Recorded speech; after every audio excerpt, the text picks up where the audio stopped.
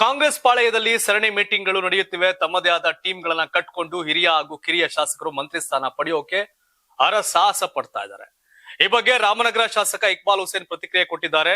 3-4 ಬಾರಿ ಗೆದ್ದಿರೋರೆಲ್ಲ ಒಗ್ಗಟ್ಟಾಗಿ ಸೇರಿ ಅವರದೇ ಆದ ರೀತಿಯಲ್ಲಿ ಒಂದಷ್ಟು ಬೇಡಿಕೆ ಇಟ್ಟಿದ್ದಾರೆ. ಅದೇ ರೀತಿ 1-2ನೇ ಬಾರಿ ಗೆದ್ದ ನಾವುಗಳು ಕೂಡ ಒಗ್ಗಟ್ಟಾಗಿ ಒಂದಷ್ಟು ಬೇಡಿಕೆ ಇಡೋಣ, ಸಿಎಂ ಡಿಸಿಎಂ ಎದುರು ನಮ್ಮ ಅಹವಾಲನ್ನ ಇಡೋಣ ಎಂಬ ನಿಟ್ಟಿನಲ್ಲಿ ನಾವೆಲ್ಲ ಸೇರಿದ್ವಿ, ಊಟ ಮಾಡಿದ್ವಿ, ಸುಮಾರು 55 ಮಂದಿ ಒಗ್ಗಟ್ಟಾಗಿ ಸೇರಿದ್ವಿ ಅಂತ ಬಹಿರಂಗವಾಗಿ ಹೇಳಿಕೆ ಕೊಟ್ಟಿದ್ದಾರೆ. ನಮ್ಮ ಉಪಮುಖ್ಯಮಂತ್ರಿಗಳೇ ಉದಾಹರಣೆ ನೀಡಿದ್ದಾರೆ. ಬಂಗಾರಪ್ಪನವರ ಅವಧಿಯಲ್ಲಿ ಮೊದಲ ಬಾರಿಗೆ ಶಾಸಕರಾಗಿದ್ದು ಮಂತ್ರಿಯಾದ್ರು. ಸಾಕಷ್ಟು ಬಾರಿ ಹಲವರಿಗೆ ಅವಕಾಶ ಸಿಕ್ಕಿದೆ. ಅದೇ ರೀತಿ ನಮ್ಮನ್ನೇಕೆ ಮಾಡಬಾರ್ದೆಂಬ ಬೇಡಿಕೆ ಇಡ್ತಿದ್ದೇನೆ ಅಂತ ಹೇಳಿದ್ರು. ಇನ್ನು ಪವರ್ ಶೇರಿಂಗ್ ಬಗ್ಗೆ ಈ ಬಾರಿ ಸ್ವಲ್ಪ ಕಾಮ್ ಆಗಿಯೇ ಪ್ರತಿಕ್ರಿಯೆ ಕೊಟ್ಟಿದ್ದಾರೆ. ಈ ಬಾರಿ ಡೇಟ್ ಹೇಳಲ್ಲ, ಪ್ರಯತ್ನವಂತೂ ಮಾಡ್ತಿದ್ದೇವೆ, ಪ್ರತಿ ಪ್ರಾರ್ಥನೆಯಲ್ಲೂ ನಾವು ಕೇಳುತ್ತಲೇ ಇದ್ದೇವೆ ಎಂದಷ್ಟೇ ಇಕ್ಬಾಲ್ ಹುಸೇನ್ ಹೇಳಿದ್ರು. Correct. D K. Shivakumar 1989 first time MLA, Bangarappa ಅವರ ಸರ್ಕಾರದಲ್ಲಿ ಬಂದಿಖಾನೆ ಸಚಿವ. ಪ್ರಿಯಾಂಕ್ ಖರ್ಗೆ 2009 ಬೈ ಎಲೆಕ್ಷನ್ ಸೋತ್ಬಿಡ್ತಾರೆ first election.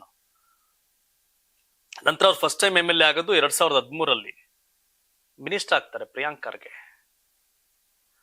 Shivraj Tangadagi 2008 independent MLA ಗೆಲ್ತಾರೆ. ಯಡಿಯೂರಪ್ಪ ಗವರ್ನಮೆಂಟಲ್ ಮಂತ್ರಿ.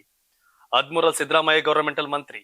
2023 ಮತ್ತೆ ಸಿದ್ದರಾಮಯ್ಯ ಗವರ್ನಮೆಂಟಲ್ ಮಂತ್ರಿ. 3 ಬಾರಿ MLA ಶಿವರಾಜ್ ತಂಗಡಗಿ, 3 ಬಾರಿ ಮಂತ್ರಿ. ಡಿ.ಕೆ. ಶಿವಕುಮಾರ್ ಪ್ರಿಯಾಂಕ್ ಖರ್ಗೆ ಸಾಧ್ಯ ಆಗೋದು ನಮ್ಗೆ ಯಾಕೆ ಆಗ್ಬಾರ್ದು ಅಂತ. ಅದ್ರಲ್ಲಿ ಮಂತರ್ಗೌಡ, ಪೊನ್ನಣ್ಣ, ನಮ್ಮ ಪ್ರದೀಪ್ ಈಶ್ವರ್, ಆ ಲಿಸ್ಟ್ಗೆ ನಮ್ಮ ಇಕ್ಬಾಲ್ ಹುಸೇನ್ ಎಲ್ಲ ಬರೋದಿಲ್ಲ.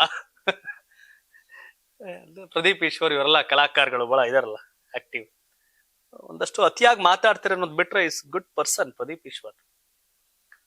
ಅದೇ ಹೇಳದಲ್ಲ, ಡಿ.ಕೆ. ಶಿವಕುಮಾರ್ಗೆ ಅವತ್ತು ಅವಕಾಶ ಸಿಕ್ಕಿದೆ ಅಂದಾಗ ವೈ ನಾಟ್ ನಮ್ಗೆ ಏನೋರು ಇದಾರೆ. ಫಸ್ಟ್ ಟೈಮ್ ಗೆದ್ದಿರೋರೆಲ್ಲ ರಾಜಕಾರಣದಲ್ಲಿ ಏನು ಗೊತ್ತಿಲ್ದಿರೋರು ಅಂತಲ್ಲ, ರಾಜಕಾರಣಕ್ಕೆ ಬೆಳಗ್ಗೆ ತಾನೇ ಅವರೆಲ್ಲ ಬರೋದು ಅಲ್ವಾ. ಸೊ ಗಣಿಗ ರವಿಕುಮಾರ್ ಪಂಟ್ರುಗಳಿದ್ದಾರೆ ರಾಜಕಾರಣದಲ್ಲಿ. ಮಿನಿಸ್ಟರ್ ಆಗಿ ಎಷ್ಟೋ 5-6 ಬಾರಿ ಗೆದ್ದು ಮಂತ್ರಿ ಆಗಿರೋರೆಲ್ಲ ಯೋಗ್ಯರಾಗಿದ್ರೆ, ಮಂತ್ರಿಗಿರಿ ಅನುಭವಿಸೋರ್ಗಿಂತ ಇನ್ನು ಬೆಸ್ಟ್ MLAಗಳು ಫಸ್ಟ್ ಟೈಮ್ ಗೆದ್ದೋರು ಇದ್ದಾರೆ. Ponnanna good, Ponnanna best MLA. ಕಾನೂನು ಮಂತ್ರಿಯಾಗಿ ನೀವು ನಿಭಾಯಿಸೋ ಕೆಪಾಸಿಟಿ ಪೊನ್ನಣ್ಣಾಗಿದೆ ಅಲ್ವಾ. ಒಂದಷ್ಟು ತರ್ಲೆಗಿರ್ಲೆ ಮಾತಾಡ್ತಾರೆ ಅಂದ್ಬಿಟ್ರೆ ಪ್ರದೀಪ್ ಈಶ್ವರ್ ಆಲ್ಸೋ ಗುಡ್, ಜಾಸ್ತಿ ಮಾತಾಡ್ತಾರೆ ಅಂದ್ಬಿಟ್ರೆ. ಹಾಗಾಗಿ ಕೇಳ ತಪ್ಪೇನಿಲ್ಲ. ಇನ್ನು ಡಿಸಿಎಂ ಡಿ.ಕೆ. ಶಿವಕುಮಾರ್ ಅವರು ಪಾರ್ಟಿಗಾಗಿ ದುಡಿದಿದ್ದಾರೆ. ಅವರ ಕೆಲಸಕ್ಕೆ ಕೂಲಿ ಸಿಗ್ಬೇಕು, ಅವರಿಗೆ ಅತಿ ಶೀಘ್ರದಲ್ಲೇ ಮುಖ್ಯಮಂತ್ರಿ ಹುದ್ದೆ ಸಿಗ್ಬೇಕು. 15 ಸ್ವಾಮೀಜಿಗಳು 3-4 ದಿನಗಳಲ್ಲಿ ದೆಹಲಿಗೆ ಹೋಗಿ ಕಾಂಗ್ರೆಸ್ ಹೈಕಮಾಂಡ್ ಬಳಿ ಒತ್ತಾಯಿಸ್ತೇವೆ ಹೀಗಂತ ಈಡಿಗ ಸಮುದಾಯದ ಪ್ರಣವಾನಂದ ಸ್ವಾಮೀಜಿ ಹೇಳಿದ್ದಾರೆ. ಸಿದ್ದರಾಮಯ್ಯನವರು ಈ ಹಿಂದೆಯೂ ಮುಖ್ಯಮಂತ್ರಿ ಆಗಿದ್ರು ಹಾಗೂ ವಿರೋಧ ಪಕ್ಷದ ನಾಯಕರಾಗಿದ್ರು. ಇದೀಗ ಮತ್ತೆ ಮುಖ್ಯಮಂತ್ರಿಯಾಗಿ 3 ವರ್ಷ ಆಯ್ತು. ಇನ್ನೊಬ್ಬರಿಗೆ ಅವಕಾಶ ಮಾಡಿಕೊಡೋದಾಗಿ ಸೂಕ್ತ ಎನ್ನುವುದು ನಮ್ಮೆಲ್ಲರ ಅಭಿಪ್ರಾಯವಾಗಿದೆ ಅಂತ ಪ್ರಣವಾನಂದ ಸ್ವಾಮೀಜಿ ಹೇಳಿದ್ರು. ಇದೇ ವೇಳೆ ಸಿಎಂ ಸಿದ್ದರಾಮಯ್ಯ ವಿರುದ್ಧ ಗರಂ ಆಗಿದ್ರು. ಡಿಕೆಶಿ ಪರ ಮಾತನಾಡಿದ ಸ್ವಾಮೀಜಿಗಳನ್ನ ಸಿಎಂ ಟಾರ್ಗೆಟ್ ಮಾಡ್ತಿದ್ದಾರೆ, ಬಜೆಟ್ ನಲ್ಲಿ ಅನುದಾನ ನೀಡ್ತಾ ಇಲ್ಲ, ನ್ಯಾಯ ಪೈಸೆ ಕೊಟ್ಟಿಲ್ಲ. ಸಿಎಂ ಪರವಾಗಿ ಮಾತನಾಡಿದ ಸ್ವಾಮೀಜಿಗಳಿಗೆ ಭೂಮಿ ಕೊಟ್ಟಿದ್ದಾರೆ, ನಮ್ಮಂತ ಬಡ ಸ್ವಾಮೀಜಿಗಳು ಏನ್ ಮಾಡಬೇಕು ಅಂತ ಬೇಸರ ಹೊರ ಹಾಕಿದ್ರು. ಈ ಸ್ವಾಮಿಗಳೆಲ್ಲ ಡಿ.ಕೆ. ಸಿಎಂ ಆಗ್ಲಿ ಅಂತ ಬಂದ್ರ, ನಮ್ ಭೂಮಿ ಕೊಡ್ಲಿ ಅಂತ ಬಂದ್ರ ಅಂತ ಗೊತ್ತಿಲ್ಲ. ಬಟ್ ಎರಡನೇದು ಈಡಿಗ ಸಮುದಾಯದ ಸ್ವಾಮೀಜಿ ಪ್ರಣವಾನಂದ ಸ್ವಾಮಿಗಳು ಹೇಳ್ತಾವ್ರೆ, ಮಧು ಬಂಗಾರಪ್ಪ ಇವರಿಗೆ ಫುಲ್ ಚಾರ್ಜ್ ಮಾಡಿದ್ರು. JDS ಇಂದ ಕಾಂಗ್ರೆಸ್ ಕರ್ಕೊಂಡು ಬಂದು ಕಾಂಗ್ರೆಸ್ ಅಲ್ಲಿ MLA ಮಾಡಿ ಮಂತ್ರಿ ಮಾಡಿದ್ದು ಹೆಚ್ಚು ಕಮ್ಮಿ ಡಿ.ಕೆ. ಶಿವಕುಮಾರ್. ಅದೇ ಮಧು ಬಂಗಾರಪ್ಪನವರೇ ಡಿ.ಕೆ. ಪರವಾಗಿ ಬಹಿರಂಗವಾಗಿ ಮಾತಾಡ್ತಾ ಇಲ್ಲ.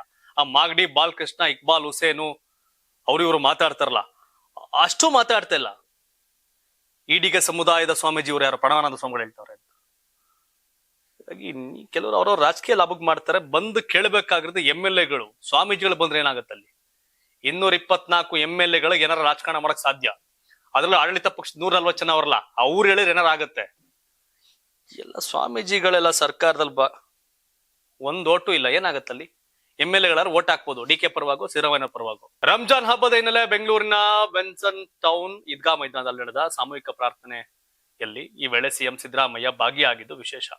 ನಮಾಜ್ನಲ್ಲಿ ಮಾಜಿ ಕೇಂದ್ರ ಸಚಿವ ಸಿಎಂ ಇಬ್ರಾಹಿಂ, ರಾಜ್ಯಸಭಾ ಸದಸ್ಯ ನಾಸಿರ್ ಹುಸೇನ್, ಶಾಸಕ ರಿಜ್ವಾನ್ ಅರ್ಷದ್ ಸೇರಿದಂತೆ ಹಲವು ನಾಯಕರು ಭಾಗಿಯಾಗಿದ್ದರು. ಪ್ರಾರ್ಥನೆ ಬಳಿಕ ಮಾತನಾಡಿದ ಸಿಎಂ ಸಿದ್ದರಾಮಯ್ಯ, ನಾವೆಲ್ಲರೂ ಇಂದು ಒಟ್ಟಿಗೆ ಪ್ರಾರ್ಥನೆ ಮಾಡಿದ್ದೇವೆ. ನಾವೆಲ್ಲರೂ ಮಾನವರಾಗಿ ಬಾಳುವುದು ಅತ್ಯಂತ ಅವಶ್ಯಕವಾಗಿದೆ. ಪ್ರತಿಯೊಬ್ಬರು ಕೂಡ ಬದುಕನ್ನ ಸಾರ್ಥಕಗೊಳಿಸಬೇಕಾದ್ರೆ ಪರಸ್ಪರ ಪ್ರೀತಿ ವಿಶ್ವಾಸದಿಂದ ಇರಬೇಕು. ಭಾರತ ಅನೇಕ ಜಾತಿ ಧರ್ಮ ಸಂಸ್ಕೃತಿಯಿಂದ ಕೂಡಿರುವ ದೇಶ. ಯಾವುದೇ ಧರ್ಮ ದ್ವೇಷವನ್ನ ಬೋಧನೆ ಮಾಡಲ್ಲ.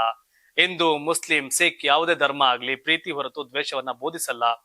ದೇಶದ ಎಲ್ಲಾ ಮುಸ್ಲಿಂ ಬಾಂಧವರಿಗೆ ಈದ್ ಮುಬಾರಕ್ ಹಾಗೂ ರಂಜಾನ್ ಹಬ್ಬದ ಶುಭಾಶಯಗಳನ್ನ ಕೋರ್ತೇನೆ ಅಂತ ಸಿಎಂ ಹೇಳಿದ್ದಾರೆ. ಕರೆಕ್ಟ್. ಹೆಂಗ ಅಲ್ಲಿ ಎಲ್ಲಾ ದೇವಸ್ಥಾನ, ಮಸೀದಿ, ಚರ್ಚ್ಗೆಲ್ಲ ಹೋಗಿ ಇದೇ ಪ್ರೀತಿ ವಿಶ್ವಾಸದಲ್ಲಿ ಮಾಡಿದ್ರೆ ಪ್ರೀತಿ ವಿಶ್ವಾಸ ಚೆನ್ನಾಗಿರುತ್ತೆ. ಒಂದೊಂದ್ ಕಡೆ ಹೋದ್ರೆ ಸಮಸ್ಯೆ ಆಗ್ತಿರುತ್ತೆ. ಎಲ್ಲಾ ಕಡೆ ಹೋಗ್ಬೇಕು. ನೀವು ಸಣ್ಣ ಆಗ್ಬೇಕಲ್ವಾ, ಅದು ಒಂದು ಉತ್ತಮ ಆಹಾರದಿಂದ ಸಣ್ಣ ಆಗ್ಬೇಕಲ್ವಾ. ಪ್ರತಿದಿನ ನಮ್ಮ ಜೀನಿ ಸ್ಲಿಮ್ ನ ಯೂಸ್ ಮಾಡಿ ಯಾವುದೇ ಸೈಡ್ ಎಫೆಕ್ಟ್ ಇಲ್ದಂಗೆ ನೀವು ಸಣ್ಣ ಆಗ್ತೀರಾ.